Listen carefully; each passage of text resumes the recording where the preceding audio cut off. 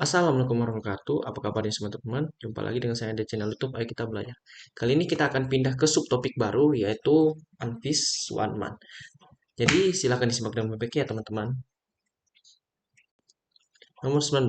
COVID-19 merupakan penyakit disebabkan oleh virus corona. Kita semua sudah tahu lah ya. Penyakit ini memiliki transmisi bertipe HTH, human to human, melalui transmisi droplet yang berasal dari pernapasan manusia.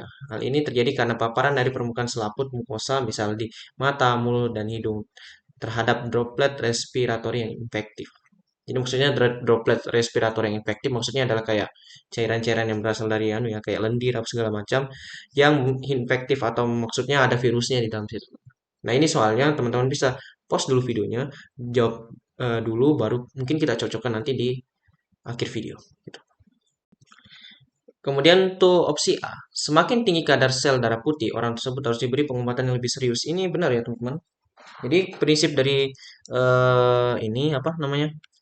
Prinsip dari sistem imun itu adalah semakin intens dia aktivitas dari sel imun kayak misalnya aktivitas sel C, natural killer dan segala macam, semakin tinggi intens aktivitasnya itu artinya semakin susah lawannya. Ya, semakin susah.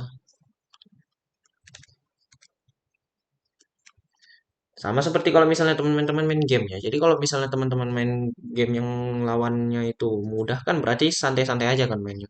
Beda kalau lawannya yang susah kan, pasti lebih serius, lebih intens kan. Maka dari itu sama aja dengan tubuh. Kalau misalnya dia semakin kronis, semakin akut lah ya penyakitnya, itu intensi intens aktivitas dari kadar sel darah putih itu semakin tinggi. Untuk si A itu benar ya. Kemudian opsi B, infeksi ini tidak menyebabkan perubahan signifikan pada anatomi paru-paru. Jadi ini sebenarnya kalau dilihat dari anatomi ini kan dia lebih cenderung ke sesak napas, ke dia ini ke lebih bukan ke merusak anunya teman-teman, bukan merusak strukturnya, tapi dia merusak saturasi oksigen. Jadi dia tuh kayak menyerang, eh, dia intinya dia mengganggu pengikatan O2, Hb dan O2. Karena Hb dan O2 kan bentuk oksihemoglobin kan. Oksihemoglobin ini yang diganggu ya teman-teman. Kalau untuk yang virus ini. Makanya dia tidak menyebabkan perubahan signifikan. Ini agak menjebak ya teman-teman. Jadi hati-hati. Dia bukan merusak struktur sebenarnya. Dia nggak kayak rokok ya. Kalau rokok kan dia memang merusak struktur anatomi ya. Tapi kalau virus ini dia tidak merusak. Teman-teman. Dia lebih nyerangnya ke fisiologinya. Jadi untuk si B itu benar ya. Kemudian untuk opsi C, saturasi oksigen pada pasien COVID-19 akan meningkat. Seperti yang tadi sudah dijelaskan, dia ini nyerang fisiologinya. Artinya apa? HbO2 ini akan diserang. Kalau misalnya HbO2 yang diserang, maka otomatis kadarnya HbO2 itu akan turun. Kalau kadarnya HbO2 akan turun, maka sama aja dengan penurunan saturation oksigen. Kalau misalnya kadar HbO2 ini menurun ya, berarti saturasi oksigennya menurun. Maka untuk opsi C ini salah, dia menurun ya, bukan meningkat.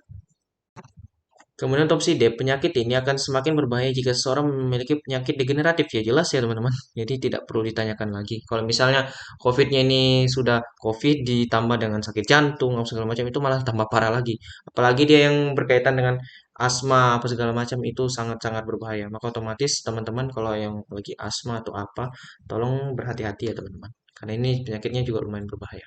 Tuh. Jadi untuk opsi D ini benar ya. Nah, kesimpulan tuh kali ini adalah untuk opsi A itu benar, opsi B itu benar, opsi C itu salah, dan opsi D itu benar.